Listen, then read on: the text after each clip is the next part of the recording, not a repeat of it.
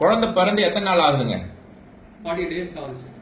குழந்தைக்கு பித்தப்பையில கல் இருக்குது அப்படின்னு கண்டுபிடிச்சிருக்கீங்க. எப்படி அதை கண்டுபிடிச்சீங்க? சார் பிறக்கும் போது மஞ்சக்காமலை இருக்கு அப்படின்னு சொன்னாங்க. ஓகே. அதை செக் பண்றதுக்காக போகும்போது அந்த ஸ்கேன் ரிப்போர்ட்ல பித்தப்பையில கல் இருக்கு அப்படின்னு வந்திருக்குது இல்லையா? அது வந்து நீங்க ஜாண்டிஸ்க்காக எடுக்கும் பொழுது அது தெரிஞ்சது. ஆமா சார். இந்த மாதிரி பிறந்த குழந்தைங்கள்ல பித்தப்பையில கல் வர்றது அப்படின்றது ரொம்ப ரேரான விஷயம். ஆனா நம்ம அதுக்காக பதட்டம் அடைய வேண்டிய அவசியம் இல்லை. நம்ம தெரிஞ்சுக்க வேண்டிய விஷயம் என்னன்னா, இந்த கல்லீரல்ல இருந்து பித்தம் வந்து குடல்ல சேர்றதுக்கு முன்னாடி இந்த இடத்துல பித்தம் சேர்ந்து கான்சென்ட்ரேட் ஆகி இங்க வரும். அப்ப இதுதான் பித்தப்பை. இதுல கல் ஃபார்ம் ஆகலாம். இந்த மாதிரி கல்லு முன்னாடி ஒரு 20 வருஷத்துக்கு முன்னாடிலாம் நாங்க ரொம்ப ரேரா தான் பார்த்துட்டு இருந்தோம். இப்போ கால சூழல், உணவு பழக்க வழக்கங்கள் இதெல்லாம் மாறுறதுனால என்னன்னு தெரியல, நிறைய குழந்தைங்களுக்கு வர்றது உண்டு.